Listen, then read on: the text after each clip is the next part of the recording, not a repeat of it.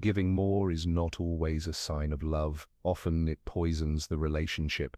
This is the biggest truth when dealing with avoidant partners. The more you do for them, the less they value your importance.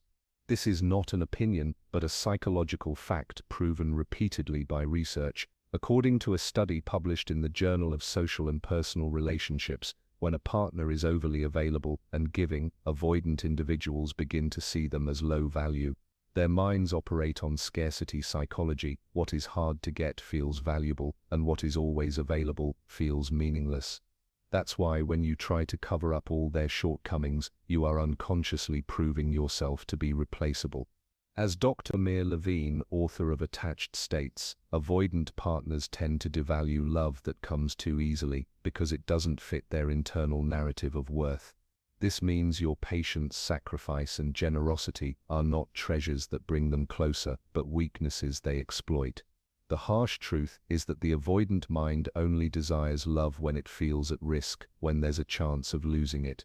Without that fear, they will never truly value your presence. What should your strategy be? Our core strategy is to stop pouring endless energy into the relationship and start using it wisely. To do this, we need to focus on 3 essential aspects that prevent the bond from becoming one-sided sacrifice. These 3 aspects are reducing emotional and physical availability, setting firm boundaries, and prioritizing yourself first. Silent shift. The biggest misconception in relationships is believing that giving more, being overly available, and sacrificing endlessly will strengthen love. But when you are dealing with an avoidant partner, this formula works in reverse. The more you do for them, the more ordinary and replaceable your presence becomes in their eyes. This is exactly where the silent shift changes everything. It is not a loud confrontation, but a quiet and deeply powerful strategy that helps you reclaim your lost strength. Psychologists have repeatedly shown that people tend to value what is harder to access. Research proves that when someone is always available, the brain begins to perceive that availability is low value. The avoidant mind operates on this very scarcity psychology. When you are constantly present for them, they unconsciously lose appreciation for you. But the moment you withdraw your energy and attention, that same love suddenly feels rare and precious. This is not just modern psychology. Philosophers understood this truth as well. Nietzsche once said, "Invisible threads are the strongest ties." When you adopt the silent shift and step back, you create a space that delivers a message far stronger than words. That void challenges their mind and forces them to realize that your presence is not something ordinary. Silence works not as punishment, but as psychological contrast. Just as light has no meaning without darkness, love cannot be valued without absence. The human brain is wired to crave challenge and novelty. By limiting your availability, you present their mind with a challenge, and this pushes them to put in effort they would otherwise avoid. This strategy also makes it clear that your absence is its own language. By reducing your emotional, physical, or conversational availability, you're sending an invisible message. Your presence is not a free gift, but a privilege reserved only for those who are worthy of it. This shift strengthens your boundaries and elevates your value. Ultimately, the silent shift is not just about making the avoidant chase you, it is about you. It reminds you that your love, time, and energy are rare treasures. And those treasures should only be given to those who truly recognize their worth. That is the moment you reclaim your power and begin building a relationship that becomes not poison, but peace. Red lines. Boundaries in relationships are not walls, but lines of self-respect. Yet, when you are dealing with an avoidant partner, these lines become even more essential. For the avoidant mind, intimacy often feels like a threat, so they constantly find ways to create distance. If you make it a habit to always give, always be present, and always sacrifice, they stop seeing your availability as love and begin to interpret it as weakness. In their mind, the message settles that your presence is guaranteed, and therefore it carries no special value. That is the moment when drawing boundaries is no longer a choice, it becomes a necessity. Psychological research shows that when a person feels someone is always available, the brain starts to devalue that availability. The avoidant mind operates on scarcity psychology. What is rare is valuable. If you are endlessly giving, they begin to see you as replaceable, but the moment you start allocating your energy and time with principles, that same love suddenly turns into a challenge and something precious in their eyes. Philosophers have known this truth for centuries. Aristotle said that virtue always lies in balance. Love, when it exceeds limits, becomes slavery, and freedom, when unchecked, destroys relationships. With an avoidant partner, this principle becomes even more critical. Boundaries pull you out of the trap where you are endlessly giving, and they are endlessly taking. The first red line is time. An avoidant partner often expects you to always be on standby, while they avoid giving real commitment themselves. If you make them the priority in every moment of your day, you revolve your entire world around them. But when you begin to protect your time and make it clear that your life has other priorities too, the avoidant mind is forced to recognize that your presence is not a free gift. The second red line is communication. Avoidants often shy away from taking initiative and place the weight of the relationship entirely on you. They want you to call, you to message, you to reach out. But when you break that pattern and give them space to initiate, they suddenly feel the absence. That gap compels them to take responsibility if they truly want the relationship.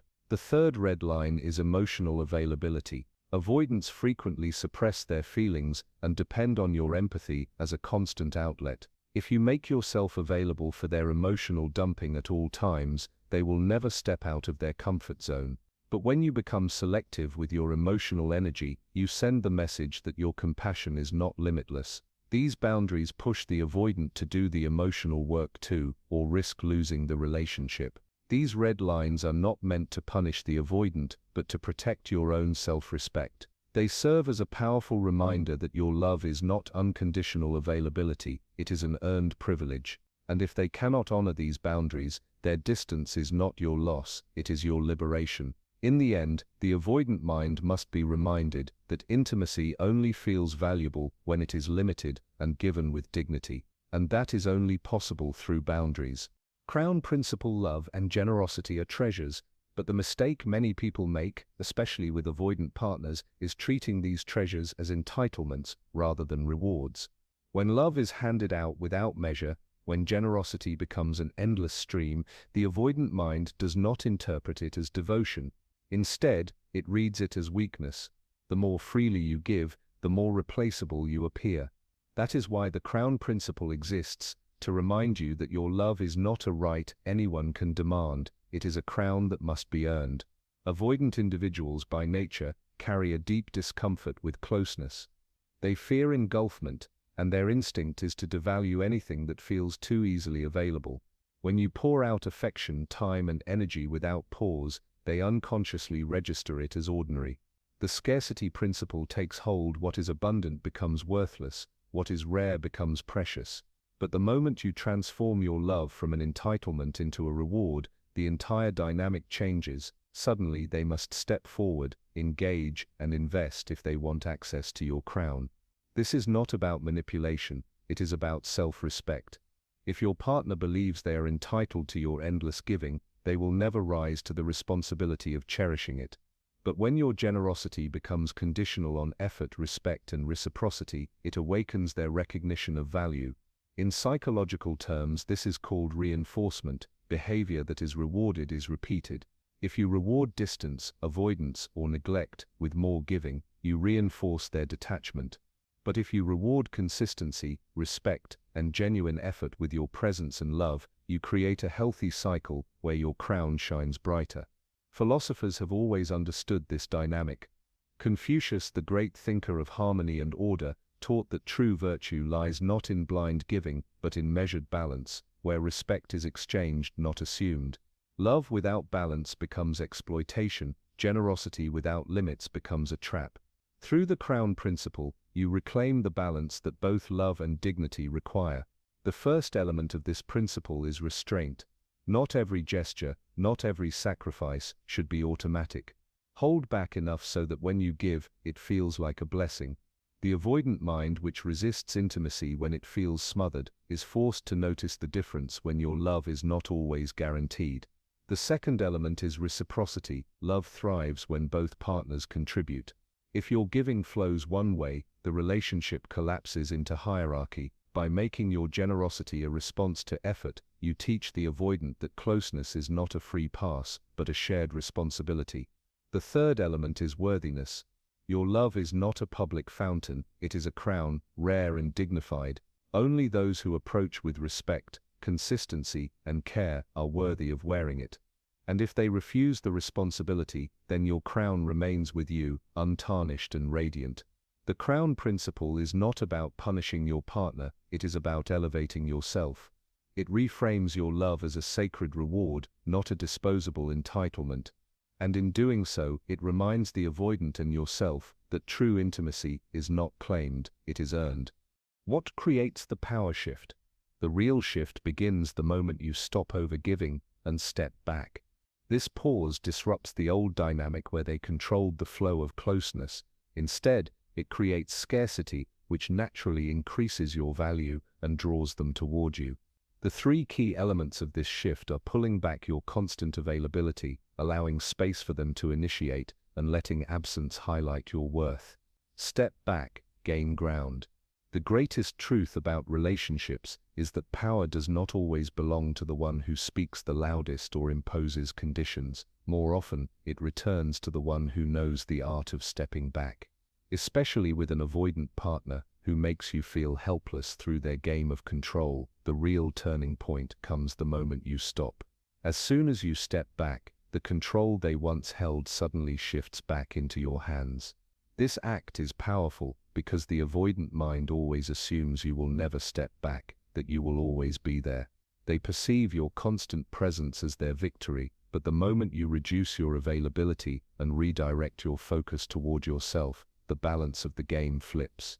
They no longer feel in charge of their actions. Instead, they are forced to wonder why you have withdrawn. That single question unsettles them for the very first time. Lao Tzu's words fit perfectly here. By letting go, you gain everything. When you let go, when you create distance, you are not merely creating space, you are reclaiming your power. The energy that was once wasted on compromise, sacrifice, and waiting now returns to you. This power does not only compel them to chase you, but it also reminds you that your time, love, and attention do not run on someone else's terms, they are entirely yours to govern. For the avoidant mind, this shift is deeply disruptive. They are accustomed to creating distance, but when you become the one who creates it, they experience defeat in their own game. Now, they are left with only two choices: either step forward to fill the gap, or accept that your presence is beyond their control. In either case, the power has shifted back to you. Stepping back is not weakness, it is the highest form of strength. It is the moment you stop being passive and become the active chooser. You move from the role of victim to the driver's seat. You not only push the avoidant to rethink their patterns, but you also safeguard your own self-respect. Ultimately, when you step back, you are not just reclaiming your power, you are rewriting the narrative. You are no longer the one who gives endlessly, you become the one worth striving for. And that is the essence of true power, the kind that restores balance to the relationship and brings you back to the recognition of your own worth. The control break in every relationship. Control is rarely about words, it is about subtle actions and invisible dynamics. An avoidant partner often tries to hold the remote of the relationship in their hands. They decide when closeness is allowed, when distance is necessary, and when your needs can be ignored. This silent control makes you feel as if you are living in their rhythm rather than your own. But the most transformative moment comes when that remote slips out of their hands, not because they drop it, but because you choose to stop handing it to them. This is the essence of the control break. An avoidant thrives on predictability. They expect you to keep chasing, keep proving, keep being available. They assume that no matter how much they withdraw, you will keep pushing forward, trying to bridge the gap. But when you stop chasing, when you refuse to dance to their rhythm, the script flips. Suddenly, the control they were so sure of begins to fade. They find themselves unsettled, because the one who used to give endlessly has changed the rules of the game. The reason this shift is so powerful is rooted in basic psychology. The human mind values what it cannot completely control. An avoidant wants the illusion of freedom without losing the comfort of your presence. When you remain permanently available, they take your love for granted. But when you pull back calmly, without confrontation, you disrupt their assumptions. Now they are forced to reckon with the unsettling reality that they can no longer dictate the pace of the connection. The philosopher Jean-Paul Sartre once wrote, "Freedom is what you do with what has been done to you." In the context of relationships, this means you may not control how an avoidant behaves, but you do control your response. And your greatest act of freedom is to break their control by stepping back into your own power. This is not punishment, it is liberation. It shifts the focus from their game to your choices. For the avoidant, this break is disorienting. They are used to managing closeness through withdrawal, but when you no longer push against their wall, their strategy collapses. They begin to wonder, why have you stopped? Why aren't you chasing anymore? That uncertainty is where the power shift occurs. They realize that the remote is no longer in their grip, it is back in yours. Breaking their control also redefines your role in the relationship. You move from being a follower of their rules to being the author of your own. You stop living in reaction to their avoidance and start choosing based on your own self-worth. You are no longer the one waiting for crumbs of attention. You are the one who decides where your energy, time, and love will go. In the end, the control break is not just about disrupting their hold over you, it is about remembering that no one owns your presence. Your love is not an entitlement, it is a privilege, and when you reclaim that truth, you do not just take back the remote, you take back yourself.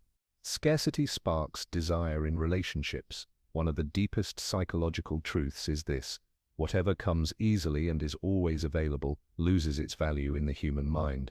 Our nature is to assign worth to what is scarce and to take for granted what is abundant. This principle plays out most powerfully when you are with an avoidant partner. An avoidant often creates distance as a way of feeling safe, but when you offer them unconditional availability, always giving, always present, they interpret it not as love, but as weakness. The moment you create scarcity by limiting your time, energy, and affection, the dynamic shifts.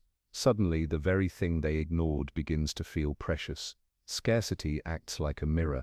When you're always there, the avoidant feels secure in their control, believing you will never step away.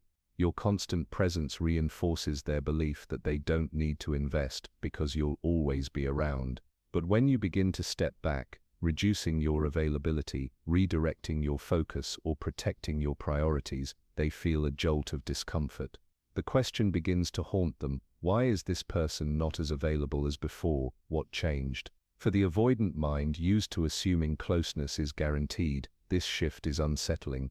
The psychologist Robert Cialdini, in his book Influence, explained the scarcity principle by showing how people always want more of what they feel they might lose. The fear of loss makes something instantly more desirable. In relationships, the same law applies. The moment the avoidant sees that your presence is no longer guaranteed, their brain recategorizes you as valuable, precisely because your attention now carries rarity. But it's important to remember, creating scarcity is not about punishment or manipulation, it is about self-respect. When you consciously choose where your energy goes, you're teaching the avoidant partner that your love is not a free, unlimited gift, it's an earned privilege. If they want the relationship, they must step forward and share the effort. For the avoidant, this reversal is disruptive. They are used to being the ones who pull away, creating the distance. But when you create the distance, their game no longer works. They are left with two choices: either move closer to bridge the gap, or risk losing you entirely. Either way, the power returns to your side of the equation. Scarcity sends an unspoken message: you are not replaceable, you are not endlessly available on demand. When you claim your worth by creating space, the avoidant can no longer take you for granted. They are challenged to re-evaluate your presence, not as something given, but as something rare and valuable. Ultimately, creating scarcity is not about cruelty, it's about refusing to let your love be devalued. By making your presence something that must be earned, you shift the balance of power. And in that shift, the avoidant learns a truth they had long ignored: what they once overlooked has now become the very thing they crave. When you finally stop overgiving, step back, and create space, something remarkable happens. The avoidant begins to feel a shift they never expected. Their entire strategy has always relied on the assumption that you will keep chasing, keep proving, and keep pouring love without limits. But when you quietly reclaim your energy, the rules of the game change. What was once guaranteed now feels uncertain, and uncertainty awakens desire. At first, this distance unsettles them. The avoidant mind, which thrives on control, suddenly wonders why you are no longer available as before. The absence creates contrast. They begin to miss the calls, the presence, the reassurance they once dismissed. Psychology calls this the scarcity effect. When something becomes harder to access, its value rises. Your love, once taken for granted, now feels rare and precious. Slowly, they are compelled to act. Where before they avoided initiation, now they find themselves reaching out. They test the waters with small gestures, texts, calls, unexpected visits, because the silence you've created presses on them. The very void that once made you anxious now makes them restless. They begin to chase not out of manipulation, but because the balance of power has shifted. This chase is the proof that your strategy works. By setting boundaries, limiting availability, and protecting your worth, you break their old narrative that your presence is permanent and replaceable. Instead, they are forced to confront the truth. If they want your love, they must step forward, invest, and fight to keep it. Ultimately, the greatest paradox is this: you attract them most not by doing more but by doing less. By stepping back, you give them the space to realize what they stand to lose, and in that moment, the avoidant becomes the pursuer.